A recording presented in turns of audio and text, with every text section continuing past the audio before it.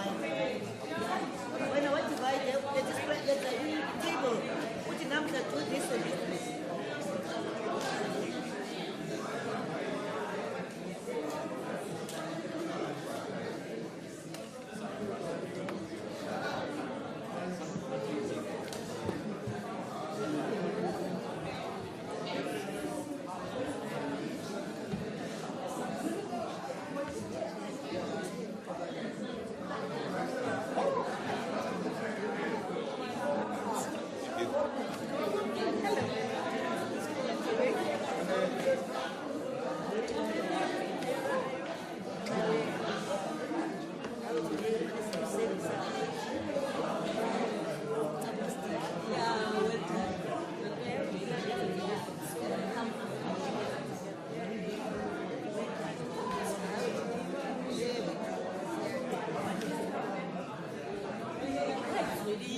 How are you?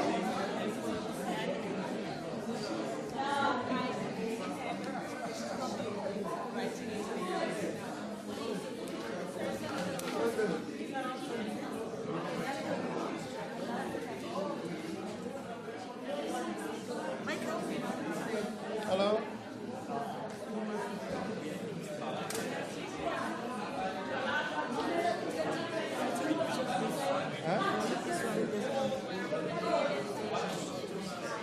This is name M46. Yeah.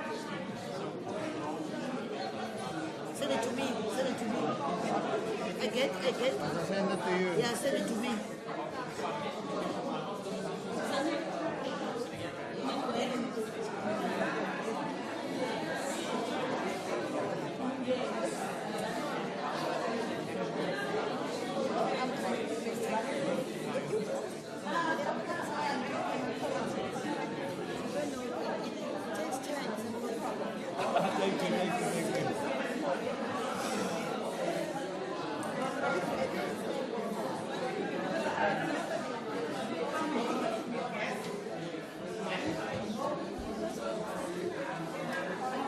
Yeah, she wants to take a photo.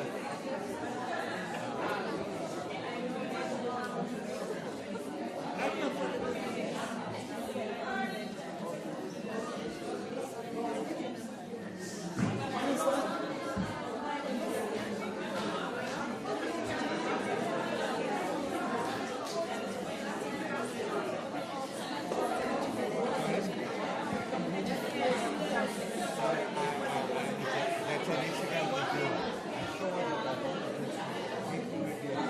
We can do a video change on Instagram.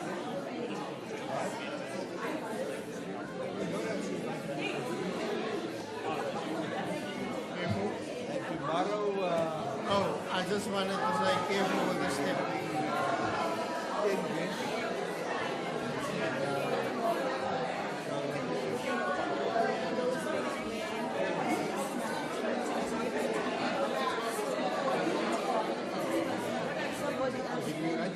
come again? Which pen is it? Just find it there.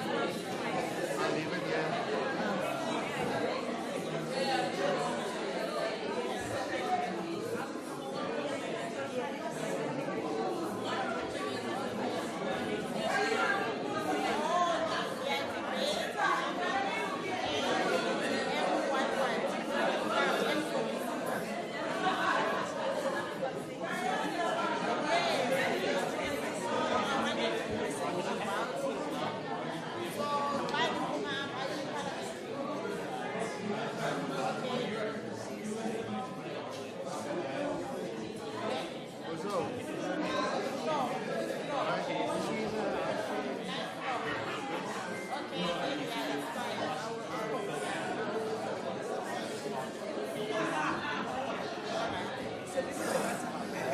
Where you come from, let me put the pen.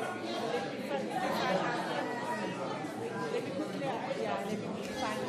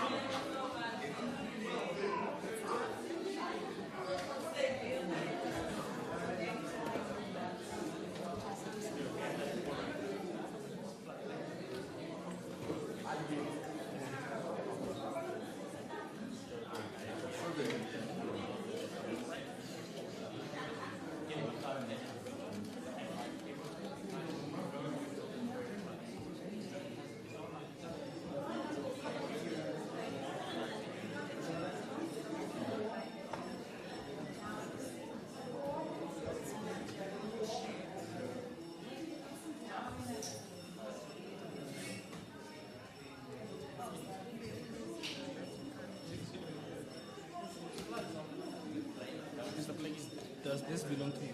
No, someone, and I'm sure I picked it up, one of the members or someone's pen. Leave it there.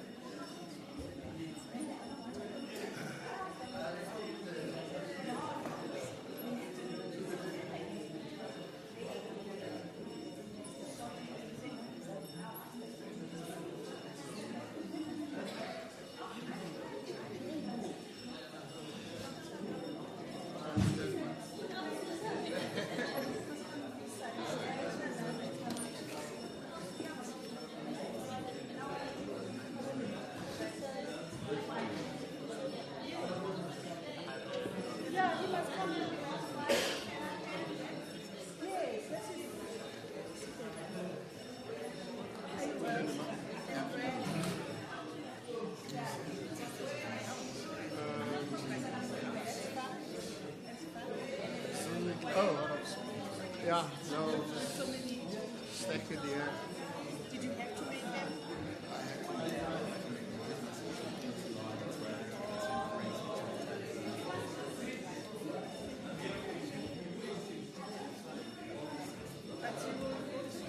How many days do you use?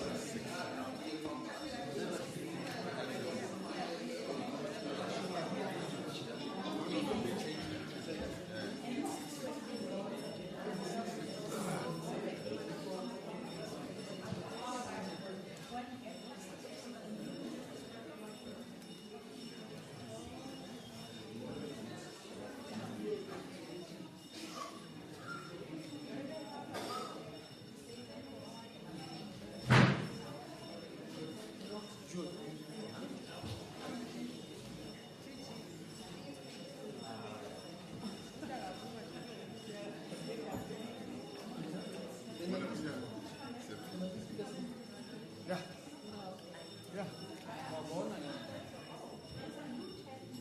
Depende ka man. Isiet din tayo. How do you know? Canada. Chairperson ako.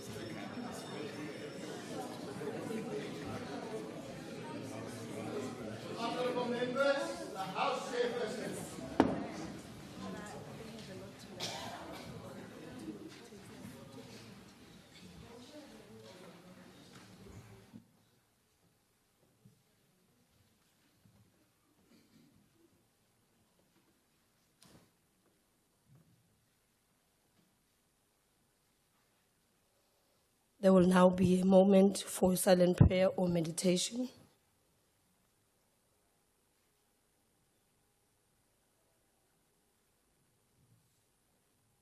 Please be seated.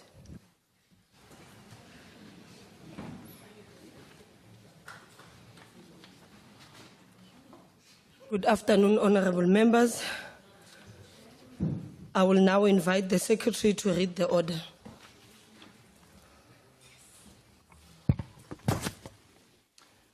Debate on vote number 33, Human Settlements Appropriation Bill. I will now invite the Honorable, the Minister of Human Settlements, to open the debate.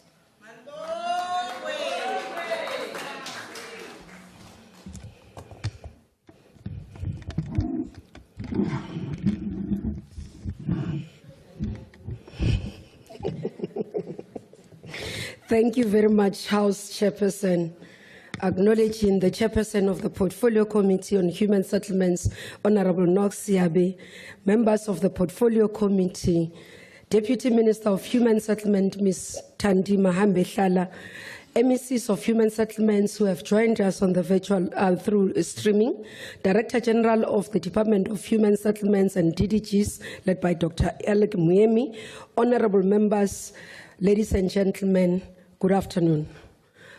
Honorable members, tomorrow the world will join hands in continuing to honor our icon, Tata Madiba, by doing good for others, which is in keeping with the spirit of Ubuntu.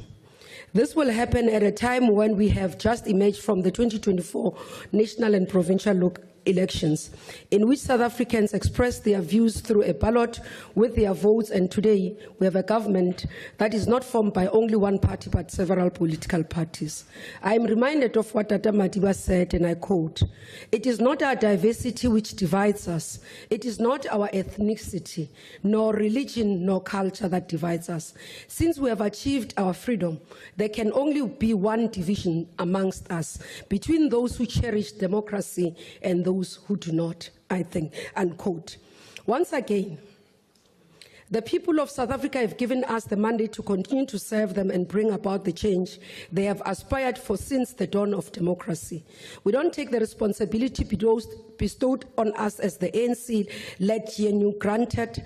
We understand that their aspirations have not changed with the changing political terrain. Whichever way you look at it, the electoral outcome has clearly expressed that the majority of South Africans are still aspiring for the vision articulated in the People's Charter in 1955.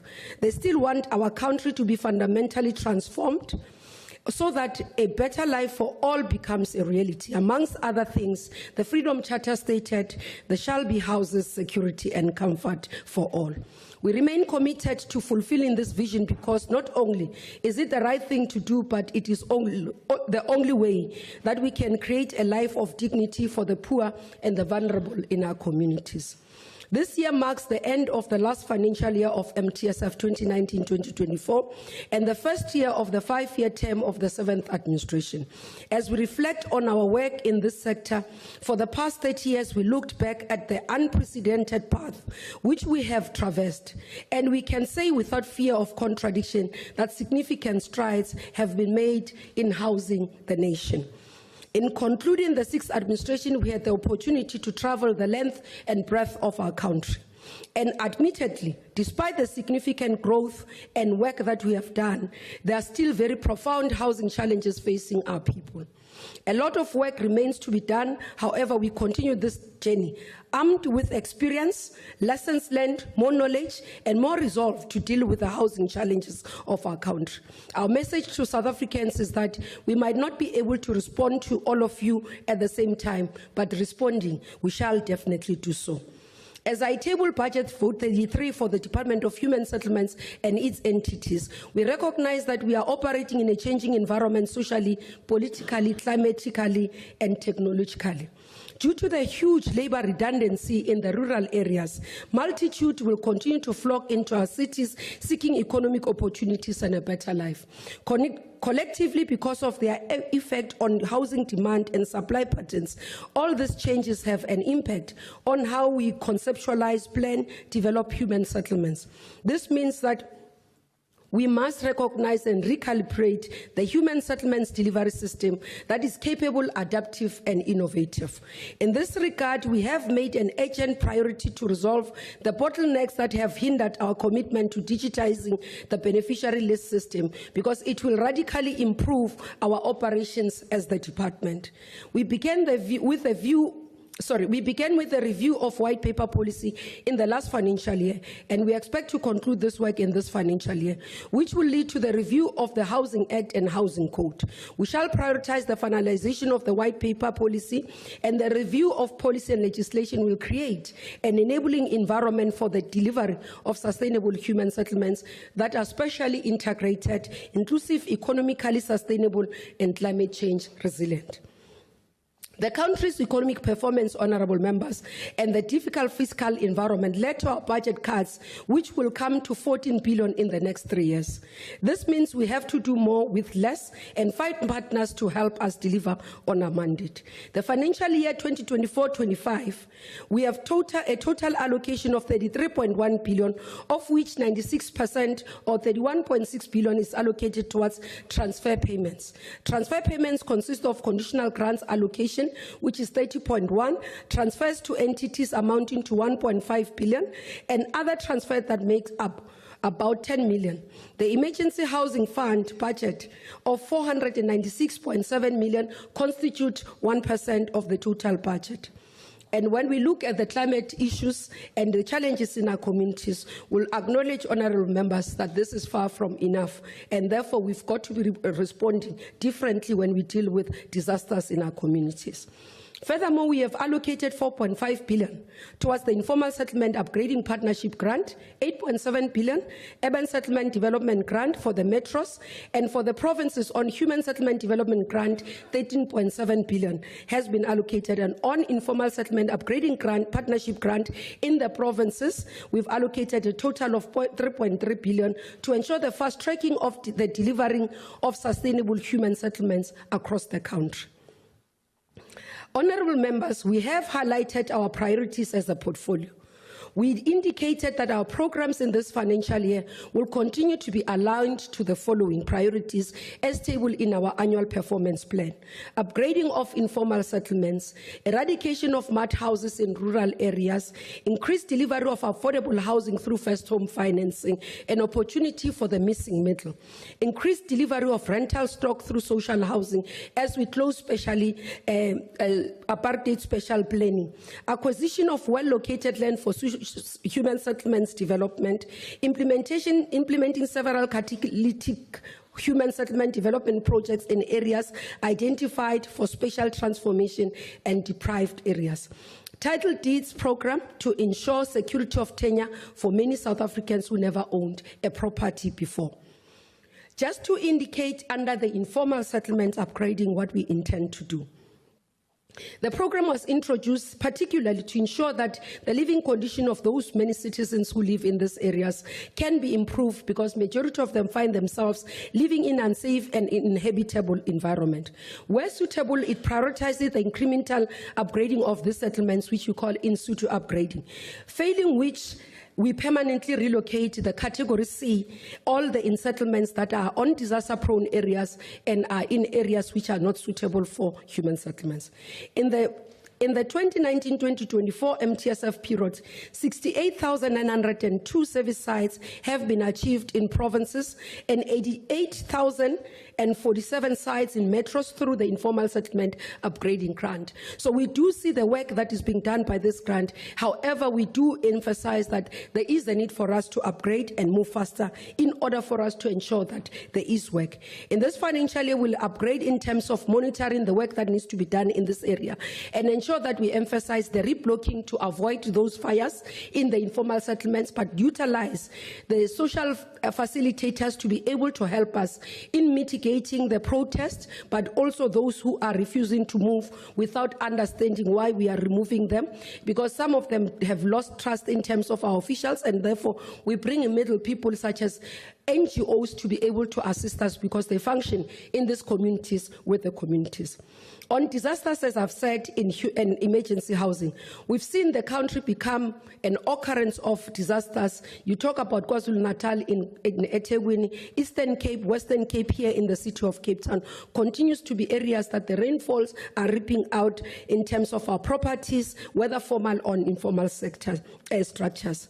We have, through the Centralized Emergency Housing Resource Fund, have allocated resources in order to relieve communities and households in this regard. We provide TRUs where it's necessary, transitional emergency accommodation with those that are have been displaced, and also what we will be doing this financial year will introduce the ABT or IBTs, as others call them, as part of permanent resolution of those areas so that we do not spend twice in the area. I must send my appreciation to NGOs such as Gift of the Givers and Alim Dad, who continues to partner with us as Human Settlement to be able to do this work. Honorable members, in terms of breaking the apartheid special development, I must say that HSDG allocation to PDAs, what we call PDAs in priority development areas that assist us to integrate communities, has been 3.3 billion, and which is 24% of total allocation. And in this regard, we'll be able to continue to transform these areas and ensure that people do not live far away from where they are supposed to be working. This we will do utilizing the mega mixed use development projects and ensure that we densification and de-densify in terms of the areas, but accommodating mixed residential and mixed income. We do believe that the time where the haves and not haves stay apart from each other has to come to an end. We must create a conducive environment where we live inclusive, whether gender, race, class, and society or at all. We've got to make sure that those who have can be able to live together with others. And I must call on communities who continue to say, when we want to build communities that are inclusive, and say not in our neighborhood, to say that's not being South African, that's not being a human being. On acquisition of well-located land, we are working together with the Department of Public Works and Infrastructure, which we have earmarked 14,000 hectares of land, state land, that will come to the human settlements, and this will be done under HTA as we develop human settlements, communities, and ensure that we can be able to build safer and better communities. Honorable members, on the social housing 2023-24 financial year, we successfully launched several projects. Lufereng, which delivered 347 units, Maiden that delivered 204 units, Goodwood that delivered 1,055 units, and Riverside that delivered 1,108. We'll continue to do this work in order to ensure that those who come to work into cities are able to have affordable rental space and not live in informal settlements. Again, in terms of responding to the challenges of our society, ensuring that we can make sure that we become more comprehensive in our responses. We have introduced through the National Housing Finance Corporation, the first home financing subsidy. This is for those who do not know, for the missing middle. These are new home buyers who have never owned a house before, but are looking for subsidies to be able to afford the houses.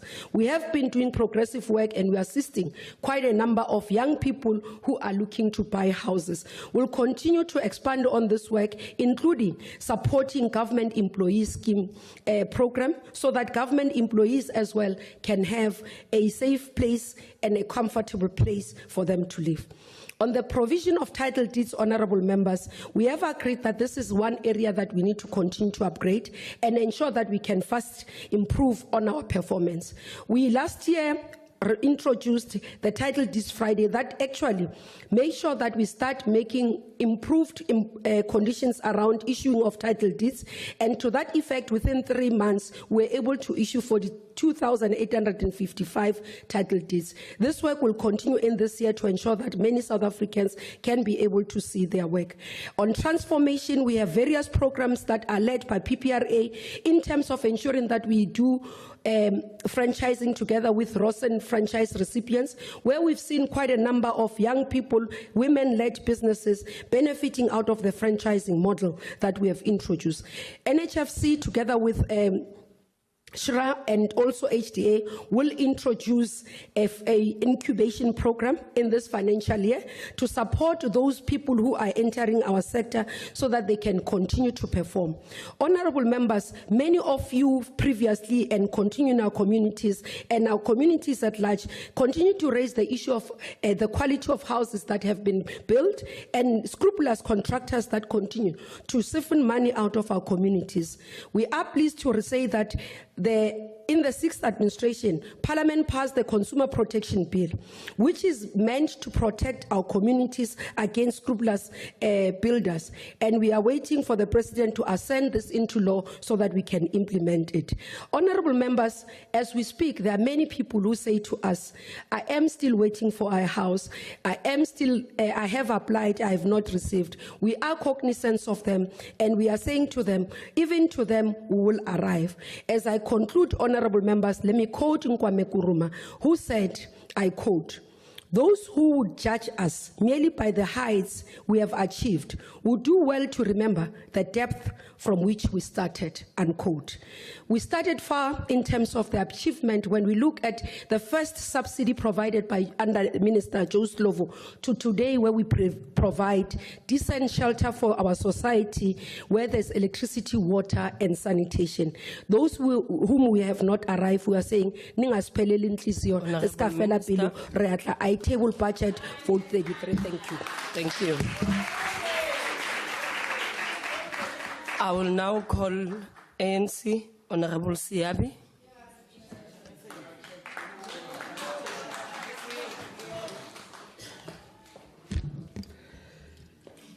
Thanks very much. House Chairperson, Honorable Minister Mamloko Kupai, Honorable Minister Phemi Majodina, Deputy Minister Thandi Mahambetlala, esteemed members of the House, DG of the Department of Human Settlements, chairpersons and CEOs of entities, good afternoon. Let me start by congratulating Honorable Mamloko Kubai and Honorable Thandi Mahambetlala for their appointment as Minister and Deputy Minister respectively. We thank the President for appointing these two women in this portfolio that needs energy. It is therefore my belief that these women, working together with all of us, will be able to use the allocated budget to eradicate homelessness and better the lives of our people. As we debate this budget this afternoon, let's remember those of us who were affected by bad weather and today are homeless.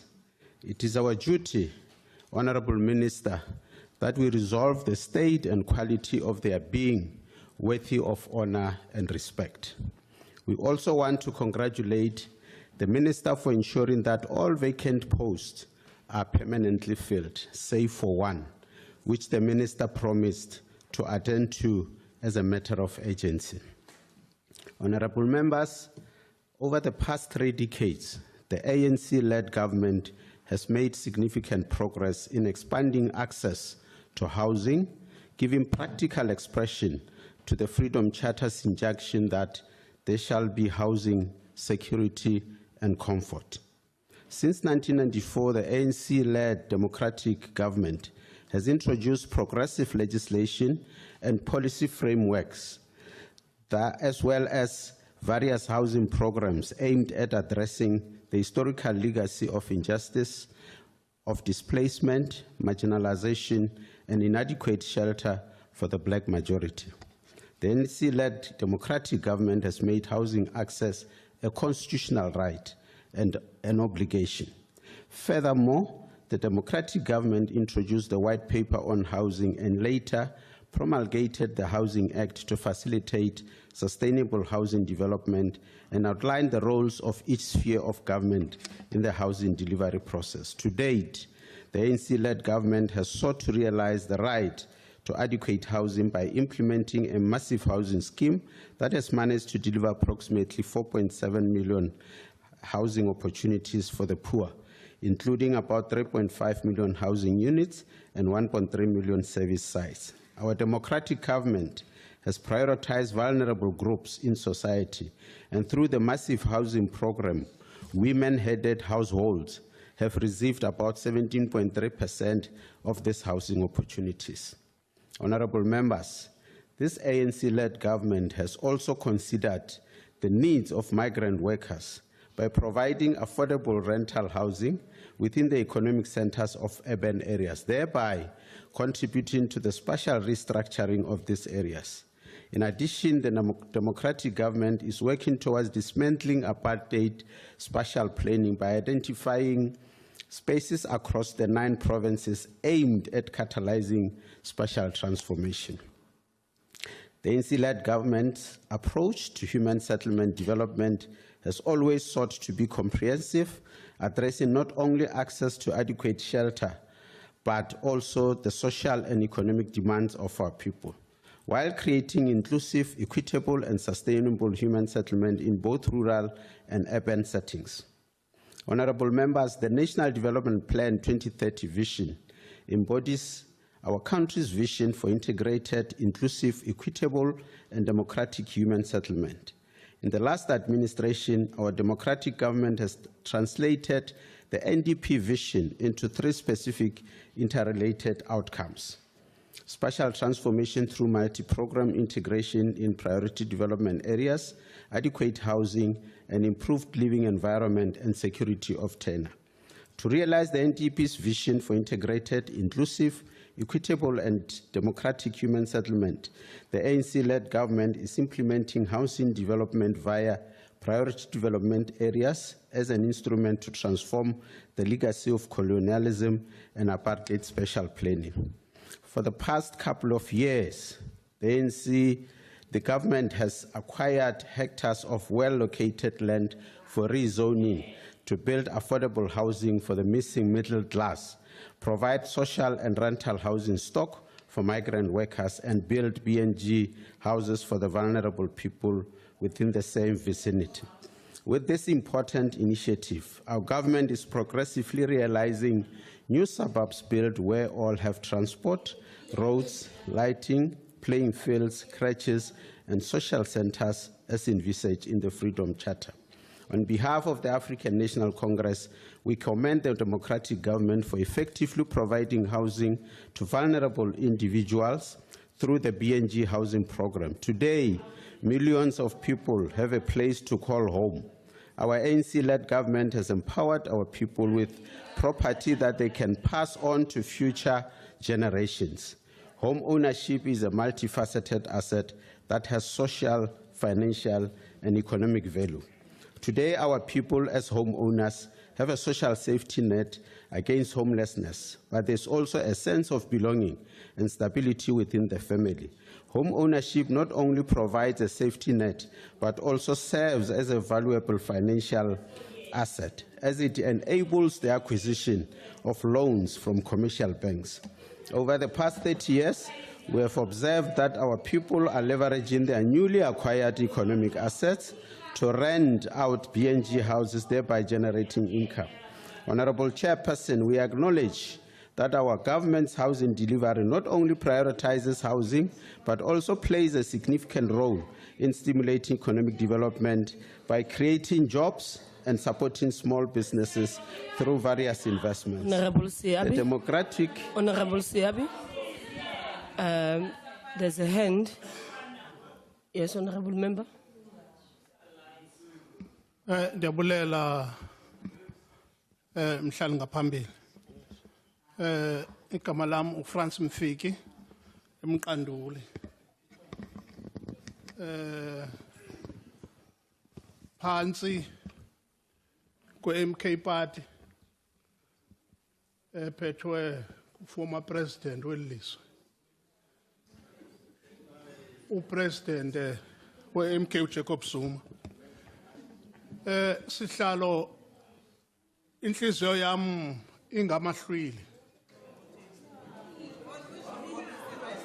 Inhliziyo yami. Honorable members, please. Ndicela ukwazi le mbuzo wami noba ungaphendulwa uminister xa sele Okay, honorable member, which rule are you rising on? kuba 2017, 2019, 2022 abantu eKZN No, you are out of order, honorable member, please. Can we continue? You are out of order. abakabinazimvo Yes, you will. The MK will get an opportunity to Bahlale give their emahholweni. own speech. Honorable member, bancomana ngezihlalo honorable member, you Kodwa are out of kunabantu order, please. Can you please switch off your mic? abangakahlali Please switch off your mic. ezindlini zabo Please switch off your mic. due to disasters. Please switch off your mic. Imbi lento.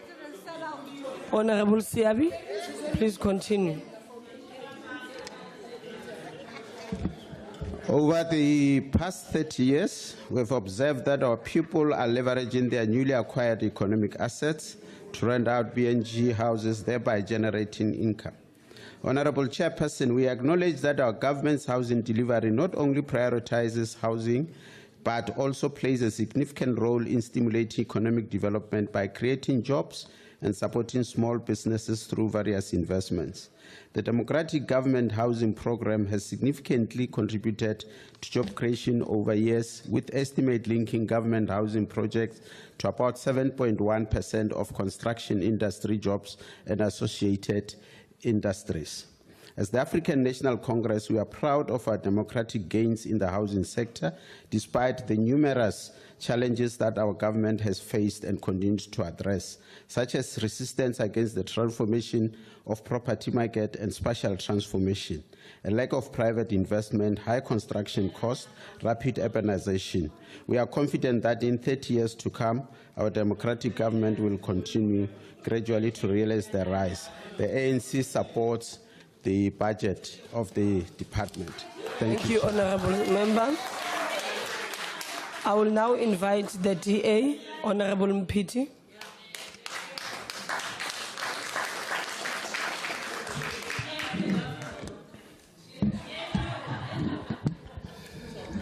Thank you, Honorable House Chairperson, Minister, Deputy Minister, Honorable members. The recent heavy rains across our country, and particularly in Cape Town, highlights the importance of the department to urgently intervene in our communities, particularly those that are facing disasters in our country. Today, we debate Vote 33 of the Human Settlements budget, which for many South Africans is a pivotal budget that stands between themselves and dignity. Across the length and breadth of our country, many people remain destitute and without the dignity promised in our Constitution under Section 26. The importance of Section 26 reminds us that everyone has a right to access adequate housing, and furthermore that the state must take reasonable legislative and other measures within its available resources to achieve the progressive realization of this right. If you wait a second, you will hear that we agreed to say this right remains unfulfilled today.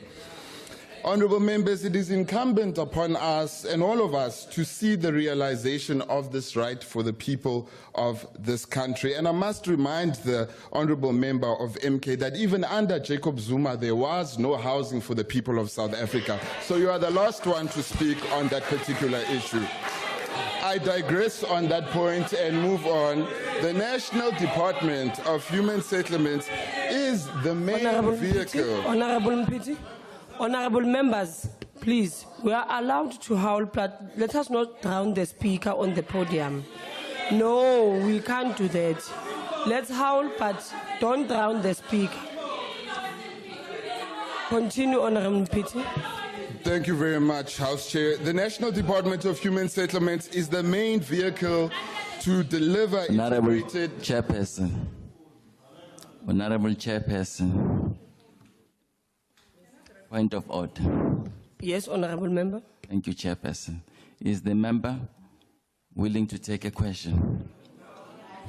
Honorable Mpiti, No, are I'm you not willing to take a question. Thank you. Thank you very much. The National Department Honorable Member, of Human Honorable Mpiti, Settlements. Honorable Mpiti, please take your seat, sir. Honorable member, you are not allowed to say that. It's unparliamentary to say umsangano in the house. Can you please withdraw Honorable that? Chair, withdrawn. Please, thank you. Withdrawn, Chair. Continue, Honorable. Sangano. Thank you, House Chairperson.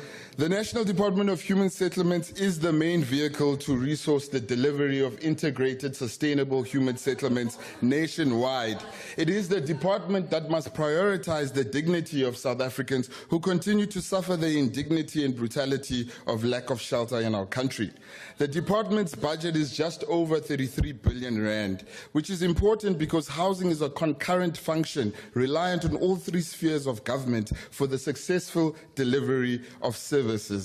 33 billion rand of the budget of the National Department will be passed through to provinces, municipalities, and various human settlement entities. It is therefore crucial that those funds are spent effectively by the receiving agents in order for the national government to successfully leverage those transfers to address sector priorities.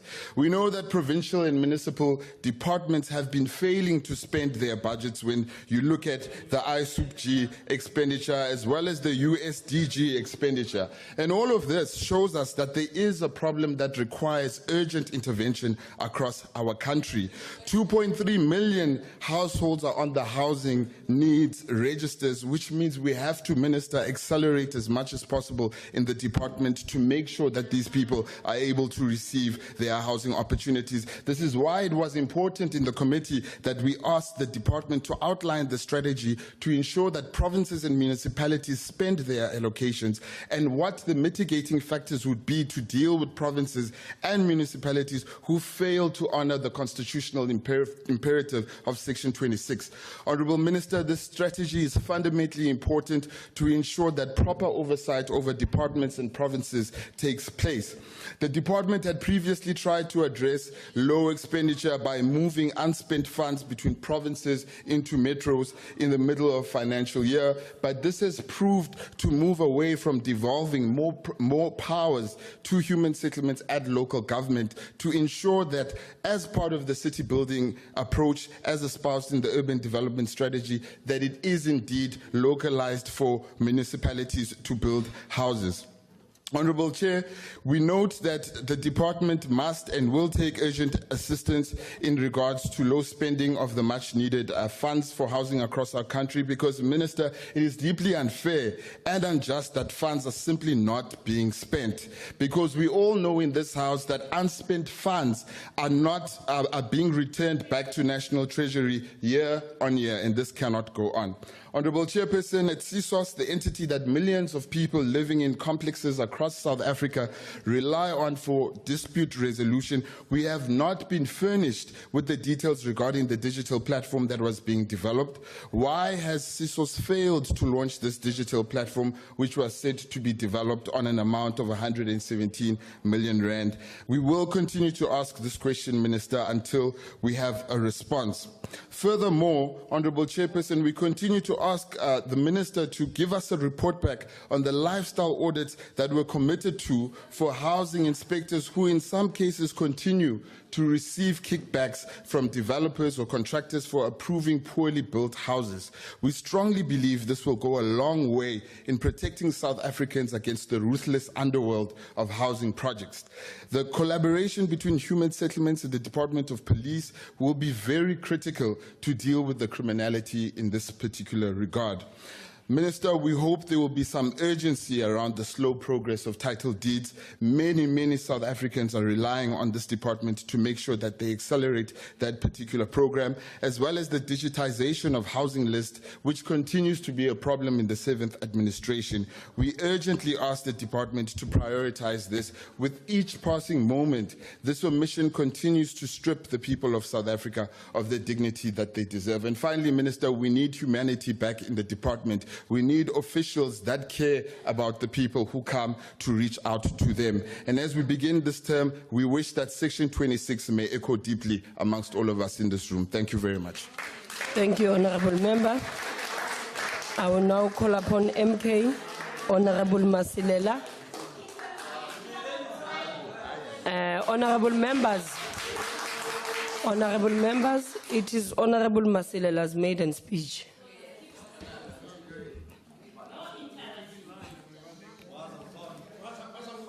Greetings to House Chair, Ministers, Deputy Minister, DGs, and honorable members of this House. Even though the name of the department changed in 2009 from housing to human settlement, the department still draws its mandate from the Constitution of the Republic of South Africa of 1996 and Section 3 of the Housing Act 1997. It's Act 107 of 1997. Our leader, President Jacob Gedleyisekisa Zuma, sent us here as MK Party to continue with what he has initiated via the RET.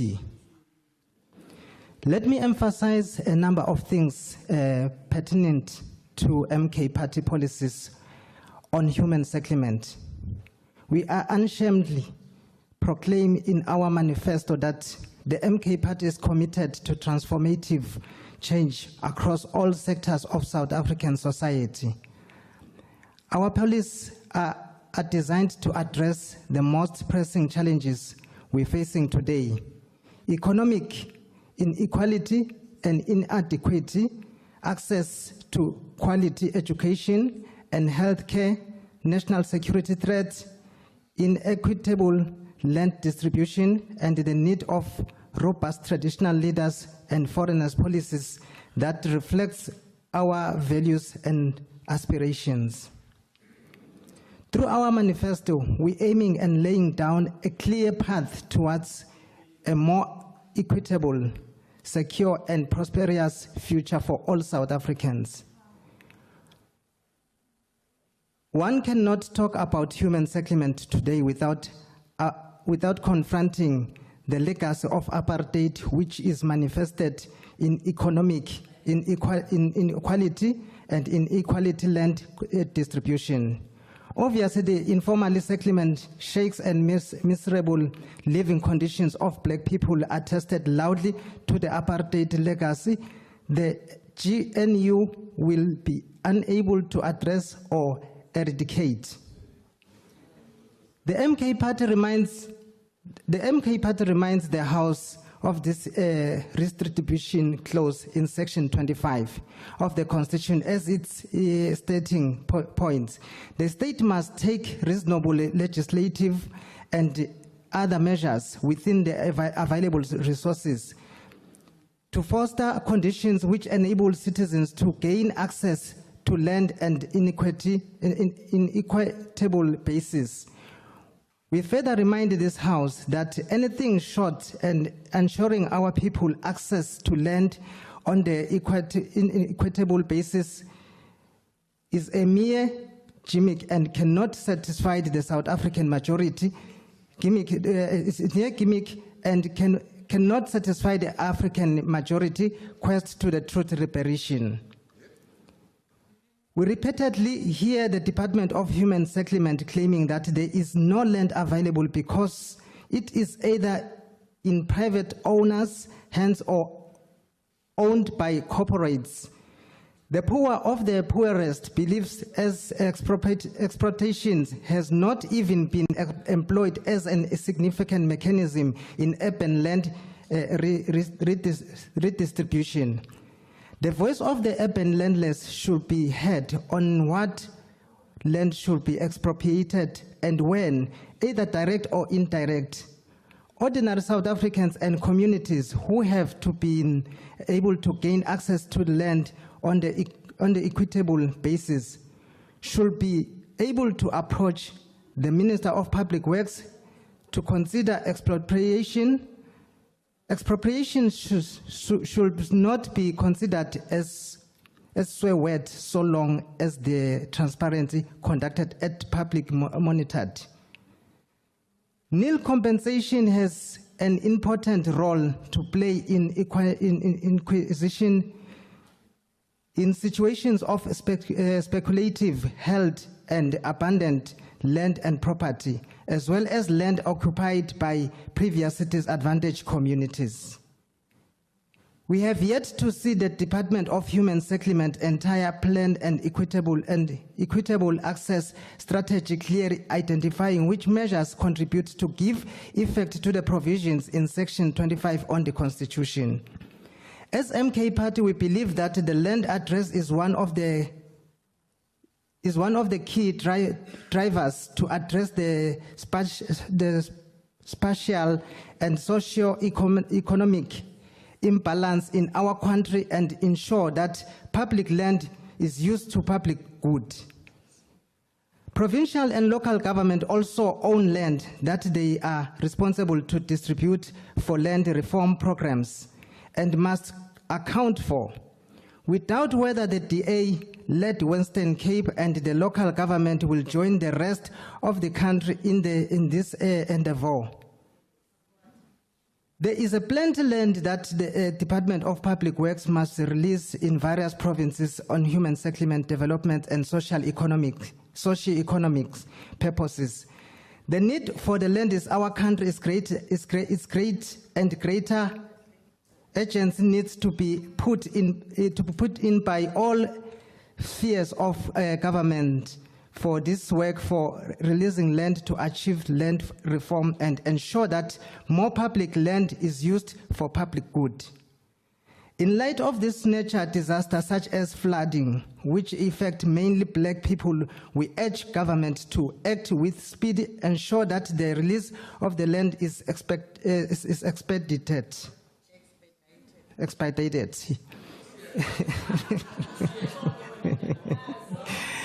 And finally, despite the fact that the country has urbanized and economized, and its economy no longer revolves around the land. Members, please. Delivery. Land for the black Africans Honorable Masilela, please wait a bit, Honorable Member. Honorable members, it is the Honorable Masilela's maiden speech, please. And also, honorable members from MK, you are not helping because while you are howling this side, they're returning the howling. So you are disturbing your member as well on the podium, please. Please. Can you stop the howling? It's his maiden speech. Can we give him that opportunity to do so? Or should I continuously say that? Can we be kind, please? When apartheid rules crumbling in 1994, small white minority held most of the farmland in the country, while 13 million blacks, most of whose ancestors had suffered forced removals from their land, were packed into rural settlements and the fragile of the economy that the apartheid regime cynically labeled homelands. Most of those flooded the urban areas look for better employment opportunities.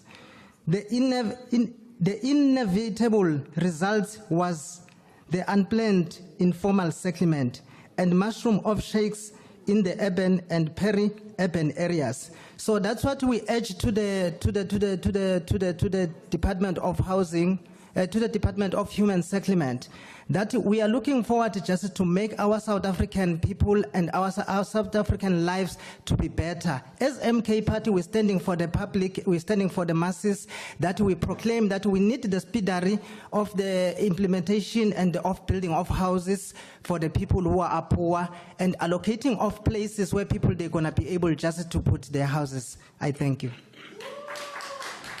Thank you very much, Honorable Masilela. Let me invite the EFF, Honorable Dlamini.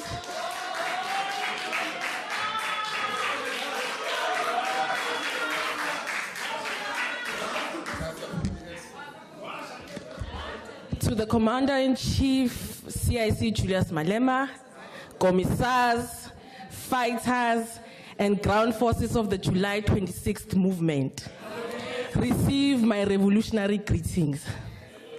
Let me further wish you a happy 11th anniversary for your commitment in restoring the dignity of the blacks in general and Africans in particular.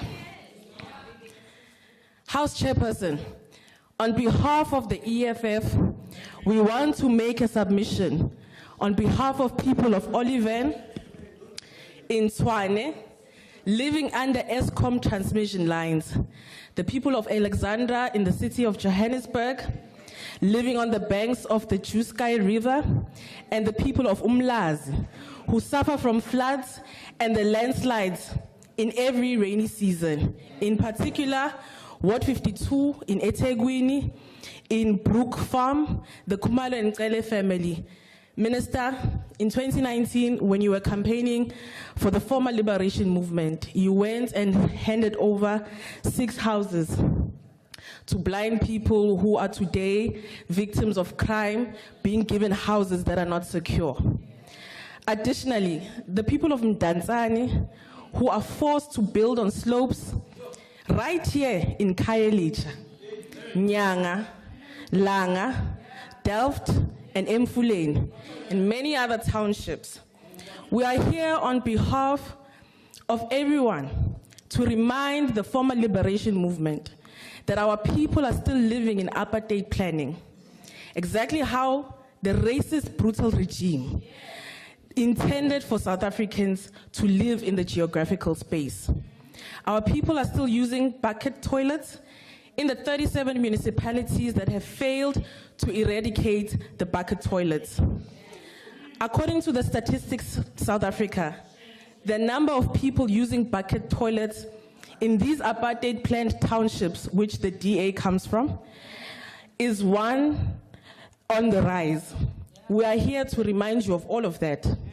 We are here to remind you, honorable members, that as we fail to interrogate the proposed budget on human settlements, as we fail to take responsibility and put a stop to the systemic budget cuts that are being entrenched in the budget of human settlements, there are workers who continue to travel for hundreds of kilometers on a daily basis to work, spending majority of their income on travel because of the former liberation movement has failed to give more than 3.5 million families that were forcefully removed between the 1960s and the early 1980s. And all the other evictions that continue to happen post-apartheid. We thought it was important, House Chairperson, that we remind you of this experience, but allow me to give you a proper revolutionary background to the challenges that face our people. There are more than 2.6 million people who went to the national government to ask for assistance because they were unable to provide for themselves, their families, with proper and dignified housing. Until today, they still need help. Whatever the reason, Section 26 of the Constitution, under the Bill of Rights, puts the obligation on the state to take reasonable legislative and other measures within its available resources to ensure that everyone has the right to have access to adequate housing. When we talk about everyone having the right to access to housing, we are not only talking about the beneficiaries of apartheid and the descendants of colonizers. As the National Party, I mean the DA, would want to rubber stamp here. But we are also talking about the people of Retiville and Tembalabasha in Mkondo who had to fight councillors of the ANC colluding to manipulate housing allocations, giving people incomplete houses with no sanitation, water, and electricity, and waiting for placement for extremely prolonged periods.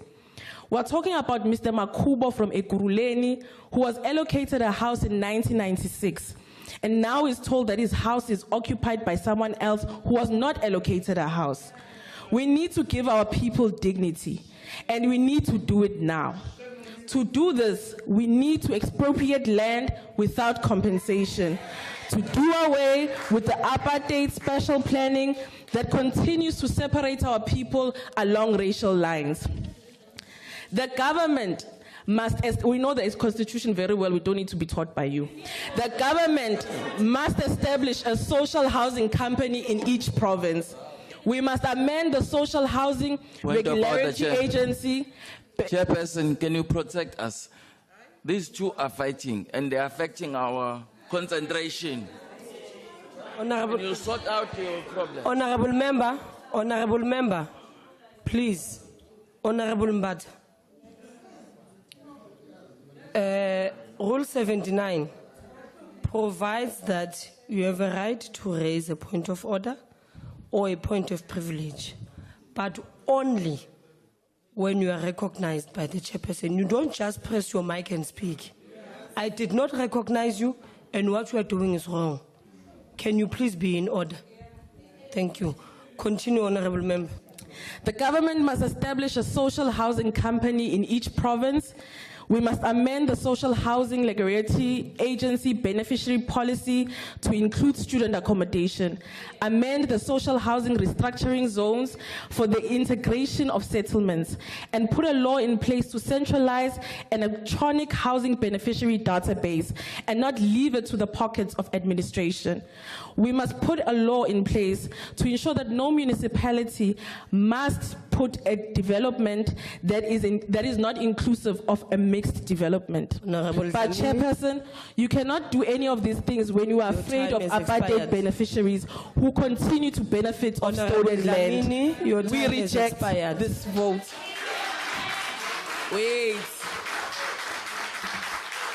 I will now invite the IFP, Honorable Princess Teles.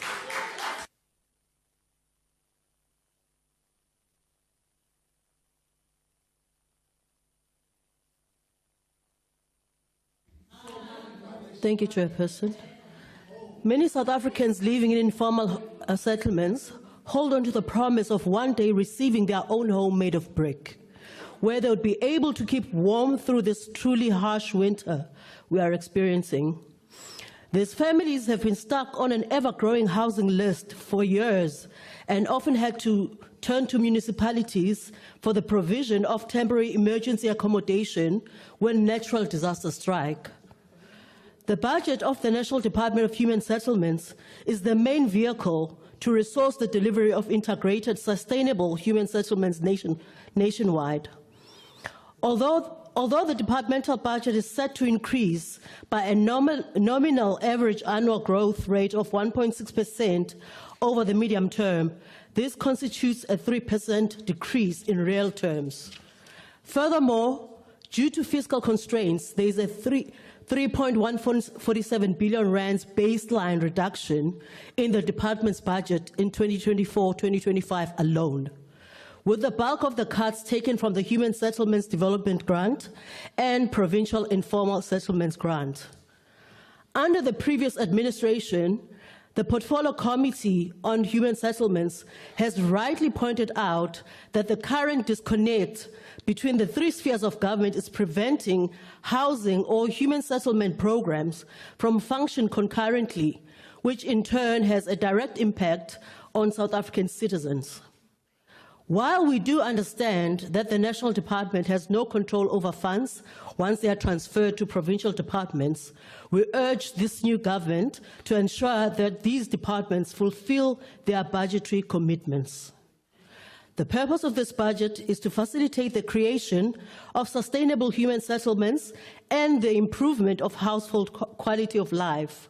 69% of the total departmental budget is allocated to Program 2 in 2024-2025, which is responsible for the management and transfer of conditional grants to provinces and municipalities for the implementation of housing and human settlement programs.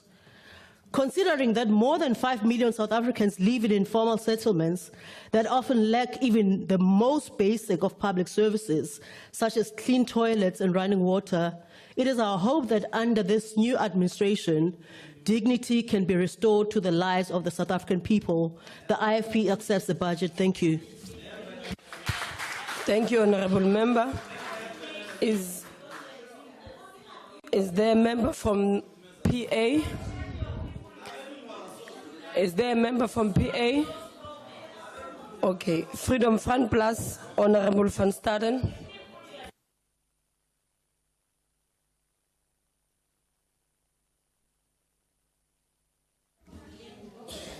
Thank you, Chairperson. Sorry, Honorable Van Staden. Sorry. Honorable members, it's allowed that you howl and stuff, but there's no rule that says you must sing. Please, do not be disruptive. And don't push me to a point where I'll have to take a drastic decision, please. I have been very polite and very understanding all this time. Please. I am not deaf. I heard what I heard. Yeah, it's not my problem. And I'm saying that because it comes from that side. Honorable Van Staden. Thank you, Chairperson. The budget allocation for 24-25 financial year amounts to 33 billion. Transfers to provinces, municipalities and public entities that implement human settlement programs constituted 31.7 billion of the overall budget. The first priority of a government of national unity should be the appointment of people in management posts with skilled and qualified people. Provinces and municipalities must report to the Portfolio Committee how they manage and spend the money that has been transferred to them. The Social Housing Regulatory Authority and the National Housing Finance Company must also report to the Portfolio Committee on a regular basis. Since the start of democracy in 1994, we have problems in this sector. The second priority of this new government should be the eradicating of problems regarding the backlog of housing applications since 1996, the illegal occupation and selling of RDP houses, the lack of a housing database before houses are allocated, the unspent of provincial grants and the backlog in title deeds for RDP houses. Vir te lank gaan hierdie probleme voort en word hierdie probleme elke jaar net groter en groter. Mense wat sedert 94 op 'n waglys is vir staatsbehuising wag nog steeds omrede munisipaliteite en provinsies nie hierdie waglyste behoorlik bestuur nie. Amptenare in provinsies en munisipaliteite wat hierdie lyste na hulle eie goeddinke beheer en bestuur met 'n eisterhand regeer moet dadelik teen opgetree word. Geen amptenaar mag langer toegelaat word om mense op lyste te sit of op en af te skuif of in te druk soos wat dit hulle pas nie. Daardie tipe van praktyke mag nie langer geduld word nie. The most pressing need of most South Africans is housing. Government's housing schemes are falling short and hampered by fraud and corruption. It is important to effectively utilize state-owned land for constructing adequate housing. The shortage of decent housing for the needy and the poor is resulting in extensive illegal occupation. It is to be expected, given the level of poverty and economic decline, but illegal occupation further harms the economy. Swift action with accountability should be taken to address the illegal occupation of land, buildings, parks, etc. A healthy balance should be struck between developing housing projects, maintaining adequate conservation areas, green areas in towns and cities, protecting property values, and preserving productive agricultural land. This is possible by making use of innovative housing developments and town and city planning in line with modern ideas. Clausules moet in RDP-woning se kontrakte ingebou word dat ontvangers van huise vanaf die staat nie toegelaat sal word om daardie huise te verkoop voor 'n tydperk van ten minste 5 jaar nie verby is nie. Ons kan dit nie langer toelaat dat ontvangers van hierdie huise binne 'n paar maande hierdie huise verkoop net om weer op die straat te beland nie. Ons het te veel in die verlede gesien dat plaaslike regerings mense uit bestaande wooneenhede sit met die beloftes dat nuwe behuising verskaf sal word, net om te sien dat jare later daardie einste beloftes nooit nagekom is nie. En daardie betrokke mense steeds in tente of in skeephouers moet tuis woon en woon waar die betrokke plaaslike regering hulle gaan neerplak. Daardie probleme moet dringend aangespreek en opgelos word. Chairperson, I conclude with the following. Housing is absolute essential to human flourishing. Without stable shelter, it all falls apart. And this was said by Matthew Desmond. Let's restore and build. Thank you, Chairperson. Thank you very much, Honourable Member. Action essay. Action essay. Then let me invite the Honourable the Deputy Minister of Human Settlement.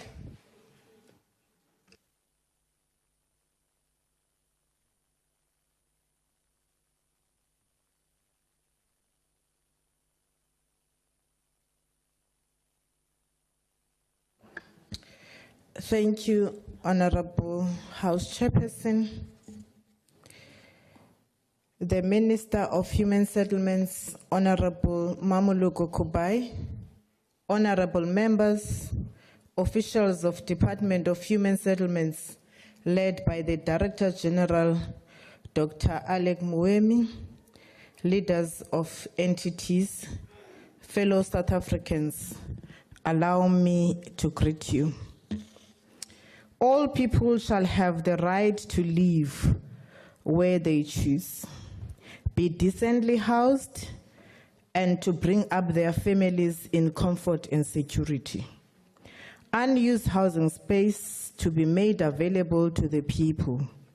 Rent and prices shall be lowered. Food is plentiful and no one shall go hungry. These are not words.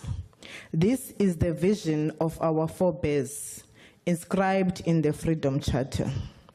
We are gathered here today amidst the aftermath of disasters and storms that have engulfed different parts of our country. These disasters significantly impact human settlements in various ways, causing physical damage, social disruption, interruption of services, psychological and economic distress, and environmental degradation. The impact of these events underscores the importance of disaster preparedness, resilient infrastructure, and community engagement in building more sustainable and safe living environments. Our team has been on the ground, prioritizing the needs of vulnerable communities and providing necessary interventions. Human settlements are pivotal in shaping the equality of life for individuals and communities. As urbanization continues to accelerate, it becomes increasingly vital to focus on enhancing human settlements to promote sustainable development, social equality, and environmental stewardship. House Chairperson, one key aspect of improving informal settlements is ensuring access to affordable and adequate housing for all. Our government and policymakers must continue to implementing policies that promote affordable housing options such as subsidies, tax incentives, and public-private partnerships. We can reduce homelessness, improve living conditions, and promote social inclusion by addressing the housing needs of low-income and marginalized population. Improving human settlements requires a multifaceted and holistic approach that addresses urban areas, diverse needs, and challenges. The government aims to accelerate the delivery of affordable housing in rural areas through the First Home Finance Program. The Military Veterans Housing Program has faced the challenges, but progress has been made in handing over housing units to beneficiaries. Various empowerment programs are in place to support designated groups in the housing sector. Legislative measures have been taken to protect housing consumers, to regulate the house building industry. Through the National Home Builders Registration Council, the NHBRC, we have set a target to train over 34,000 emerging house builders from historically disadvantaged segments between 2024 and 2029. Additionally, plans are underway to update the Housing White Paper to address current needs and challenges in the housing sector. I unreservedly thank the gift of the givers for their unwavering commitment to supporting our communities and creating desirable living environments. Human settlements are the cornerstones of human society, providing physical and social structures that support and shape the people's lives. Thus, I recommend, House Chairperson, that Parliament approves vote 33 of the human settlements. Thank you very much. Thank you, Honorable Deputy Minister. I invite the Honorable Nkwankwa. The Honorable Nkwankwa. I invite the Honorable Ghana.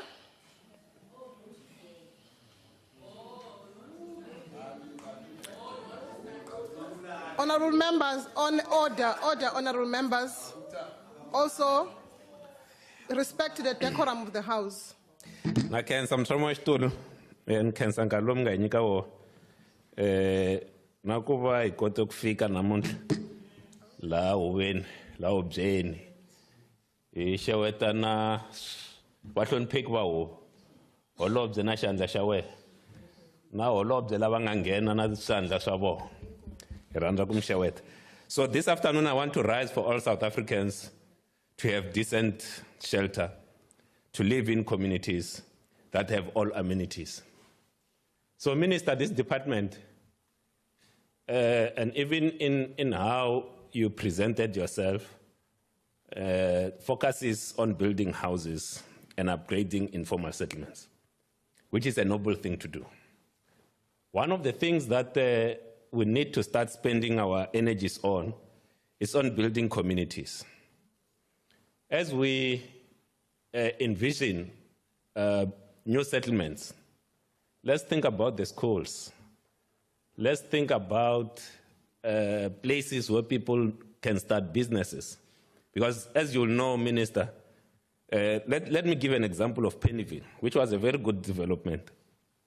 But when it was conceptualized, Pennyville did not have recreational facilities other than the park for children.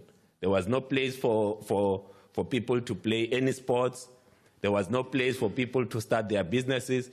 What you end up having, so if you go to Cosmo City, you go to Pennyville, you go to many developments, people end up using their pavements as business places because we have not thought about it. Where we stay, there are clearly demarcated places wherein this is where people can play sports and other things. There are places of worship. You go to Pennyville, there's not even a place of worship. We don't even think of places where people need to bury their loved ones. They have to travel long distances because the only thing that we are thinking about is to build a house. Once a house is built, we say, you know what, we have achieved our targets. It can't be enough.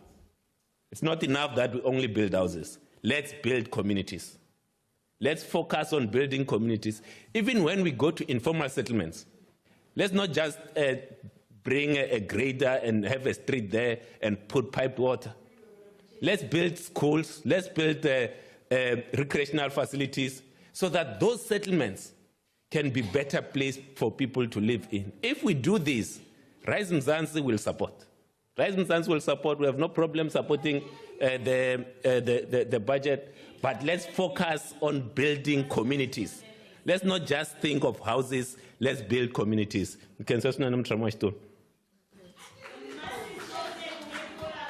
Thank you, Akensa. Order, honorable members. I now invite the honorable member from Bosa.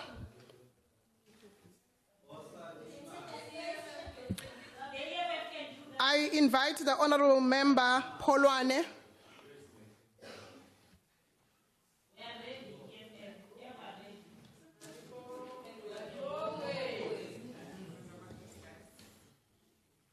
House Chairperson, the Minister, Deputy Minister, honorable members, Chairperson of Portfolio Committee, Kiatamisha. Honorable members, Freedom Charter guides us at the African National Congress in our guest and transformation South Africa society from the legacy of the colonial and apartheid towards a non-racial, towards non-racial, non-sexist, democratic prosperity. during colonialism,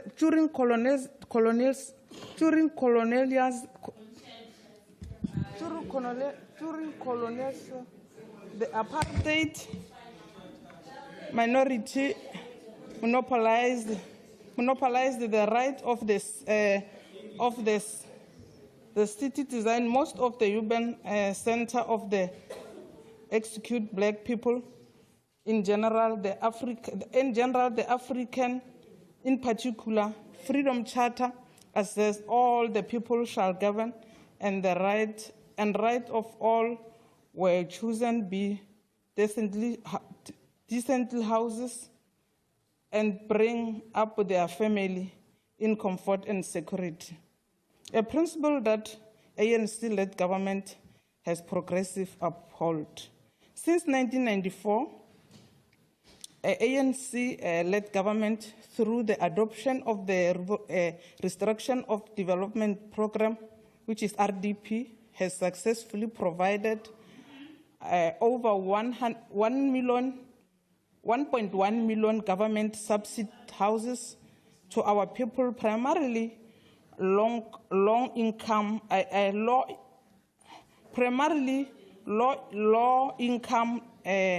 earners, the unemployment women, the people living with disability.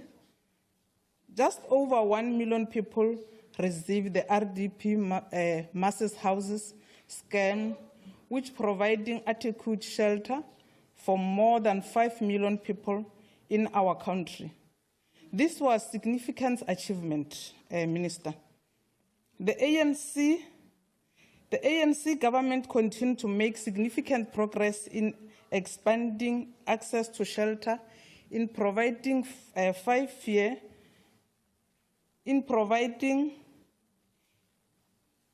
in previous 5 years, it imagined to provide constituency a number of BNG houses units.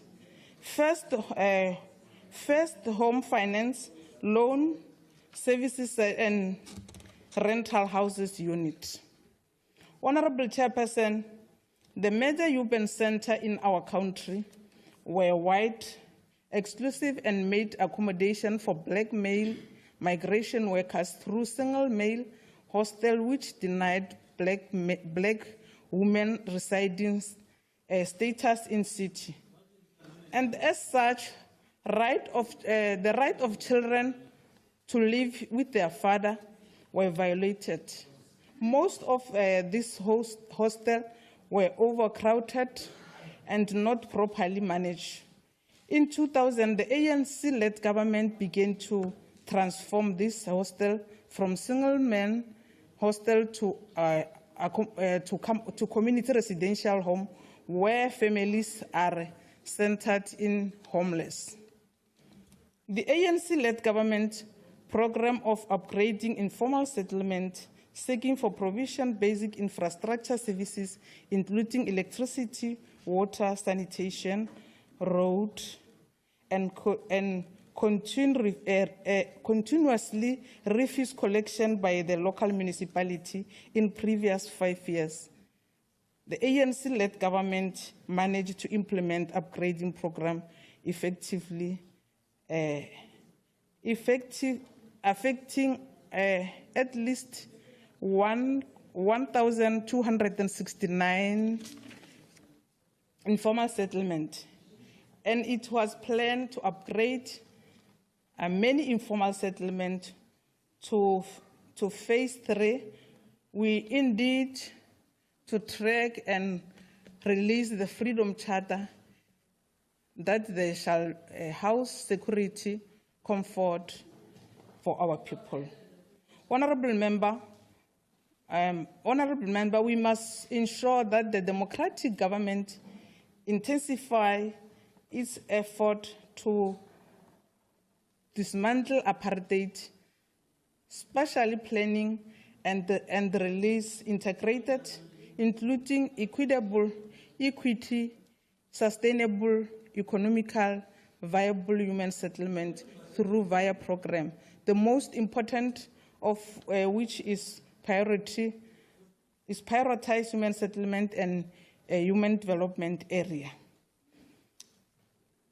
Bringing the housing development to the life will have huge positive impact on the working classes and the poor, as it will reduce the burden of having traveling long distance to and from their working place, which is expensive. We can achieve this. Honourable by Member, providing. unfortunately, your time has expired.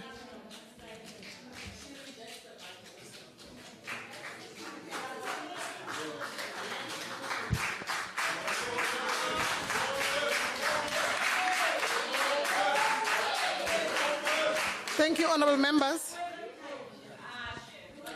Honourable members, I now invite the honourable member from NCC, honourable member from PAC,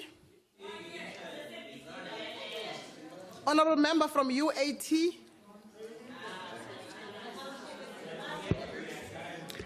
I invite the honourable member Puele, who, honourable members, kindly note that this is the honourable member's maiden speech. May you be kind to the honourable member, as it is our convention in this house, if it is your maiden speech. Good afternoon, Chair, Madam Minister, Deputy Minister, and honourable members.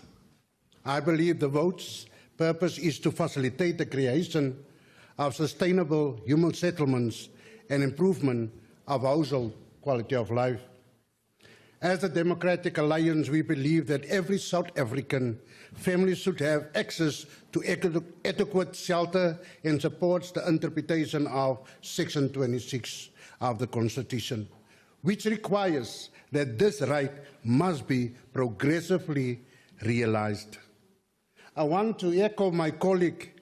Section 26 states that everyone has the right to have access to adequate housing, and that the state must take reasonable legislative and other measures within its available resources to achieve the progressive realization of this right.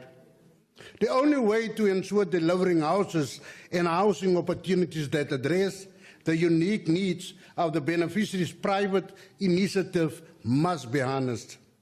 The economic reality of declining state capacity amidst rising demand has in the end made this approach inevitable. It means to be effective in housing developments, the department must fund the development, seek collaboration with the private sector, facilitate capacity building initiatives, and render support to the provinces as well as the municipalities. For the department to be effective in this mandate, it must set clear targets and be accountable to them. Let me start by saying thank you to the 6th Parliament for their efforts to address the housing crisis. But we as the 7th Parliament must take cognizance of the many failures that come with it. The department's budget has been reduced by 3.1 billion in 2024-2025 and faces a further reduction of 4 billion in 25-26. Minister, these cuts hinder the department in delivering its mandate to the people of this country. With more cuts on the horizon, more and more citizens are going to wait longer for their houses than expected. These cuts were approved by the 6th Parliament, and it's crucial for us as the 7th Parliament to take cognizance of it and do something about it. Minister, in your own words, 14 billion in coming 3 book years is unacceptable. There must be a sense of redirect funds to a space where people need so much housing. Chair, not all in human settlements is doomed, but there must be proper monitoring, targets, performance indicators, and advanced troubleshooting for each of the 15 integrated implementation plans for priority development areas, if there is any hope of delivering the plan plus minus 130 subsidized houses and issuing plus minus 36 title deeds. The 7th Parliament must do our part in ensuring that the department fulfill its mandate and ensure the human settlement projects are delivered and that the citizens are given fair opportunities to benefit through proper oversight. The department must ensure that all 3 spheres of government are empowered to assist and facilitate beneficiaries, especially first-time homeowners. With the right appetite and political will, we as the Human Settlements Committee, you as the Minister and your whole department can navigate this complex space in the favor of our people who long for housing opportunities. Chairperson, with aligned policies in place, in respect to the Constitution, and sound collaboration with stakeholders, suppliers, and contractors, we can overcome many challenges to benefit of those needs. A zero tolerance for corruption in this department, to be steadfast in a common goal of facilitating human settlements through proper management and proper tracking indicators. The distribution of housing funds and budget allocation must, Minister, follow the demands for housing opportunities and cannot be a basis of political alignment. In the end, every success achieved will be the victories of the 7th Parliament as a unit. Lastly, Minister, as a unit, we can choose to be breakers, builders, or suckers. We as the DA choose to be a builder. Thank you. Thank you.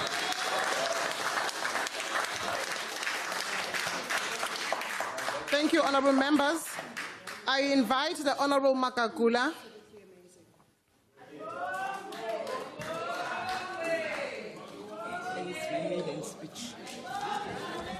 Honourable members, it's the Honourable Makakula's maiden speech. As our convention in this House, may you be kind to the member as she delivers her maiden debate.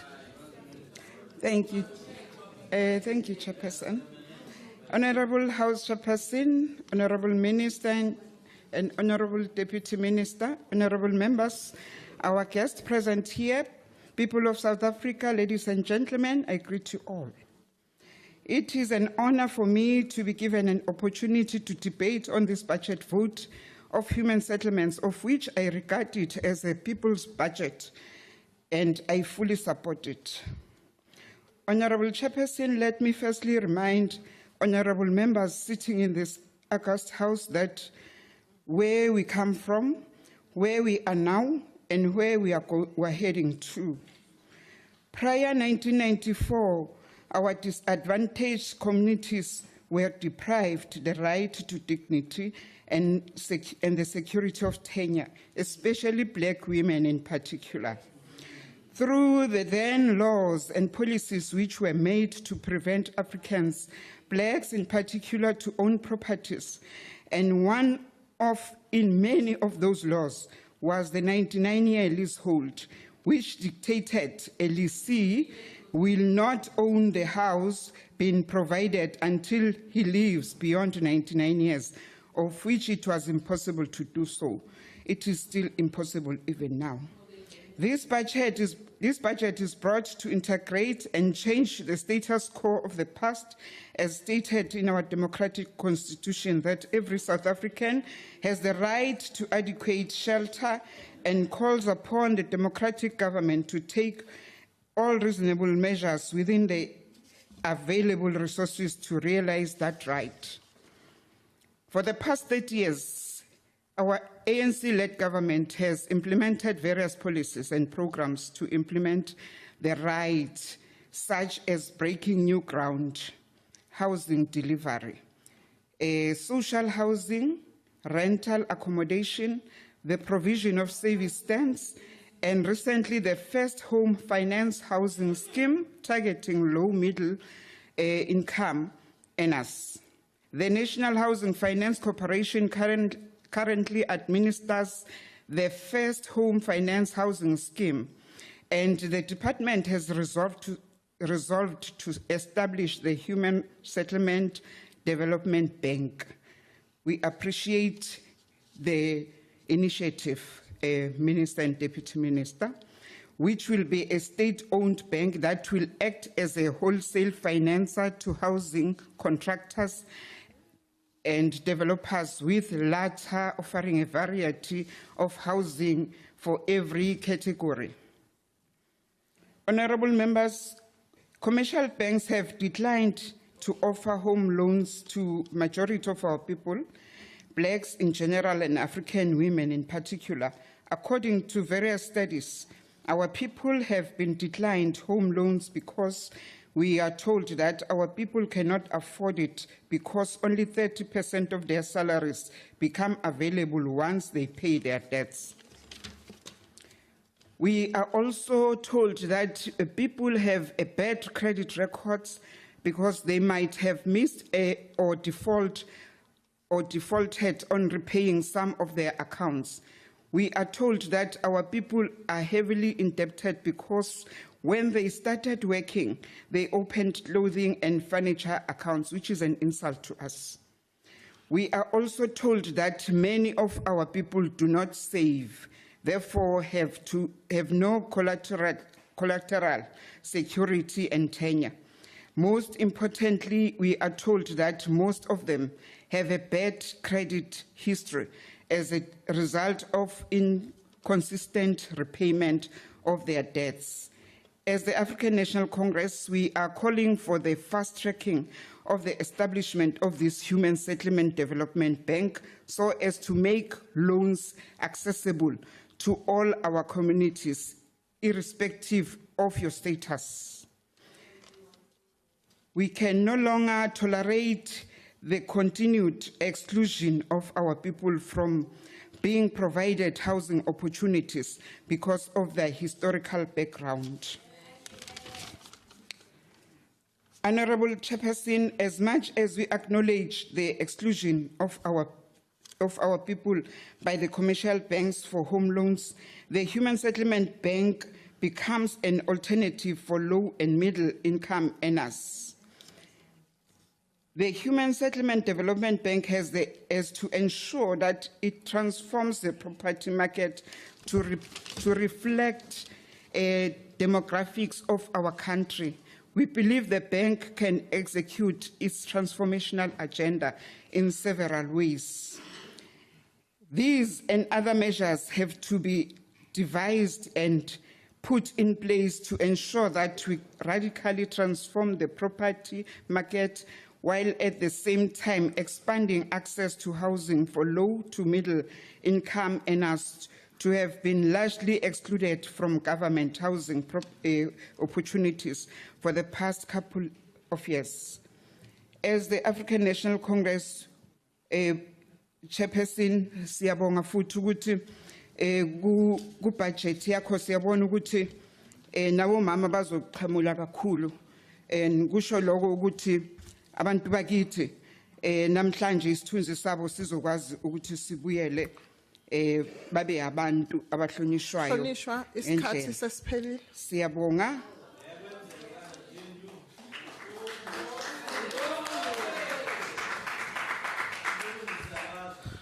I now invite the Minister, the Honourable Minister, to reply on the budget. Ngiyabonga sihlalo. Mangiqale ngokubonga umama Makagula njengoba khuluma ngabonke besimame ukuze sibone impumelelo ngaphakathi kwelizwe lethu fanele sikhumbule ukuthi abantu besifazane ibona abagcwele abaningi kulelizwe lethu. Osikwenza isiwumnyango sinalo iprogram esihambisayo where ilukuthi sithi omama bangabi nje kuphela abantu abasebenzayo kodwa mababe yenye ingxenye yokuba osomashishini kule sector yethu. We have agreed that we'll set aside 40%, and I can confidently say in the last financial year, we've been able to achieve 40% set aside for women in construction in the human settlement sector. We'll continue to do this work as part of promotion of transformation, not by voices or by words, but by action. Let me also acknowledge Chairperson Siabe as he presented here on behalf of the committee. We can assure you, Chairperson, that we'll continue to appear before the committee that you are leading, but also make sure that we can account to the people of South Africa through the committee. Your support and the indication of some of the areas that you want us to pay attention to, will continue to do that and ensure that as the department we become more transparent. I have heard you about the issue of the CEO, one CEO that is outstanding, that we've made a commitment in CISOs. I have directed CISO's board to ensure that they speedily conclude the matter. There's been flaws in the process, and I've instructed them to restart the process and conclude it speedily without us facing litigation. Honorable Mpiti has raised the issue in terms of digital platforms at CISOs. I can say, Honorable Mpiti, registration and customer relations went live in May, actually starting from last year. We're almost around almost all the modules that are going in. We'll ensure to monitor the digital platform so that we can ensure that schemes are able to register and are able to have an interface that is digitally and can increase in terms of performance. On the lifestyle audit, we have conducted the lifestyle audit of 80 employees who are inspectors. 87% of them have been flagged red, and we are moving into the next phase of investigation. And should we continue to see quite a lot of those issues that concerns communities where we've received reports, including the one that relates to the George building, who has been suspended and going through DC. So there is action that is being taken. Honorable Masilela, mangisho ukuthi la kumnyango we-human settlements siyakwazi uku-expropriate i-land without compensation or with compensation. It has to be in the interest of public good. So asimane siwuthathe nje umhlaba. Siyakwazi ukuthi mangabe umhlaba ukhona ilukuthi fanele siwakha sakhela abantu bakithi. Siyakwazi ukuthatha sibatshele nabantu bamashishini ukuthi mangabe lo mhlaba ufanele siwuthathe. Ngoba abanye baye bathi mabeza ukuthi siyawufuna siwuhulumeni lo mhlaba banyusa izinga lokubhadala. So siyakwazi ukuthi sisethi price ithi sizubhadala phezu kwalokho sizobhadala lokho sikwazi ukuthatha. Inkinga esinayo kwamanje la sinenkinga yokuthola umhlaba, for example ngaphakathi kwe Cape Town, uthi ukuthi umhlaba uba khona kude le, yiko singakwazi ukuyofuna lo mhlaba. Sifuna la iduzane labantu bazokwazi ukuthi baphume ezindlini bahambe bayosebenza, ngoba abanye bayibambela amatoho. Izolo besine straight plan nomnyango wethu la ngiyengabatshela khona ukuthi fanele sibheke kakhulu lokhu kukhulunywe umhlonishwa uGana futhi ukuthi fanele sibheke ukuthi la sibeka khona abantu asidisrupt impilo zabo. Uyakwazi ukuthi umama mayehleli lapho, mhlambe umama ukubayi uhleli lapho, uyakwazi ukuthi umakhelwane ayobamba itoho lokwasha amawashini ayiphilisi. So asifanelanga sibabeke kude, yiloko sibhekile. Yiko masibheka into yokuthatha umhlaba sibheka ngaleyo ndlela ukuthi masibabekele la kuseduze namathuba khona, amathuba wezikolo, amathuba emisebenzi, ama-clinic nako konke, so that kube khona esikwenzayo ukuthi abantu bakithi bangabi kude. So siyakwazi ukuthatha but asimananga sivele siwuthathe nje umhlaba. Yiko ngikhuluma namalungu aka EFF mabasho Honorable Dlamini ukuthi illegal occupation of land fanele sisho ukuthi wrong, because maba uthatha lo mhlaba sigcina siphelela kulezimo sikuzo zama disasters. Bayangena bayifaka kufana ne-COVID-19 informal settlement la eKapa, ngaba ne-engagement dabo, ngabatshela ngathi bantu bakithi la nihleli khona nizocwila, amanzi azofika nibe nenkinga, sizofuna ukuthi sinisuse. So siyafanele ukuthi sikhulumeni bantu bakithi, sikhulume nabantu bakithi. Siya understand ukuthi ukuhlupheka sometimes okuletha abantu kanje, but kunabantu ukuthi badlala ngabantu bakithi, bahambe bayothatha abantu, bathatha ama-1,000 ama-5,000 kubo, babathathe bababeke emhlabeni, and then mase baqeda ukwenza lokho fanele thina njengomnyango sibuye fanele sibalekelele uthi ukuthi ngempela abantu basiculile, abanye ngempela abantwana bayashona, imizi bayashona. So iloko fanele sikusho ukuthi ngempela umnyango mawusheshise wenza ukuthi abantu bahlale kahle, kodwa sibuye sisho sithi illegal occupation of land is wrong. That's what we need to say, because it's constitutionality, it's the rule of law. Now mangikhulume ngaloko Honorable Dlamini, ukhulume ngabantu abakhubazekile Order, honorable baseThekwini. members. Ukhulume ngabantu abakhubazekile baseThekwini. Laba ngahamba ngayobanikeza izindlu ngempela. Out of that experience ngisho ukuthi siye sagcina sesithathe isinqumo njengomnyango ukuthi wonke ama-RDP ayaphambili ukuyaphambili from 2023 lawa siwakhela abantu abakhubazekile azoba nama-butlers. It was out of that experience ngoba kokuqala ipolicy bengavumeli ukuthi masakha izindlu sifake ama-butlers. So sathi sibona ngithola le complaint from laba sabanikeza izindlu ngesikhathi umhlonisho sihle zikalala sasewupremier lapha eKwaZulu Natal. Sahamba sabanikeza izindlu sabuya sathola ukuthi abantu bakithi bangenile babahlukumeza. There are two things efanele sikusho. Abantu bakithi maba protect abantu bakhubazekile. What type of a community are we where we go and rob people with disability? A blind person, you go boldly as a citizen to go and rob that person. Surely logo fanele nako sikukhulumi ukuthi abantu bakithi mabavikele abantu bakhubazekile because they are most vulnerable. It's our responsibility as society and leaders to be able to advocate for proper that. The government is providing houses now with security for them, which is butler pass. That we have done now. We have amended our policy. That's what we are doing. Umhlonishwa ubutheleza ukhulumile ngendaba eka budget siyavumelana mhlonishwa ukuthi ngempela the more ku reduce budget the more ku reduce izindlu efanele sinikeze siku reduce ama toilet efanele siwafake amanzi efanele siwafake emikhandlweni. So siyavumelana naloko ukuthi asisebenzeni kodwa efanele si understand ukuthi isimo isona esiletha ukuthi kube nje. But kakhulu ngikuhlanganise naloko which Honorable Van Stenen was saying that we need to ensure that the money that we have is utilized effectively. Stop corruption, which we agree, zero tolerance of corruption, where we find there are many cases under human settlements that are before court, that we encourage people to continue to blow the whistle and will ensure that we cooperate as a sector with the Hawks to ensure that there's value for money in what we are doing. On the issue as well in terms of what we have to do, corporate governance, and also Honorable Mpiti spoke about it and all members together with the chair, we do support the issue that we've got to change how we do service delivery in terms of human settlements.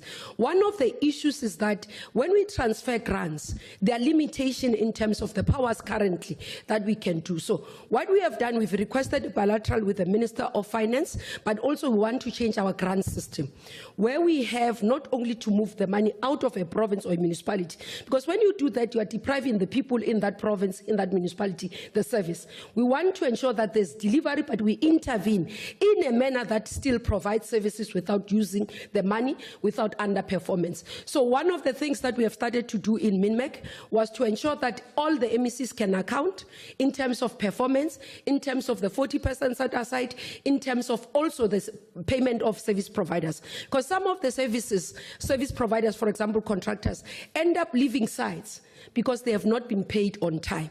So it's one of the issues that we've got to holistically approach and respond. And we'll come to the portfolio committee to detail what is it that we are doing. The last point I want to speak to is transparent and a beneficiary list that will not be manipulated. We are cognizant that many people are continuing to say, let's change that. We are working on that. Thank you very much, Chair.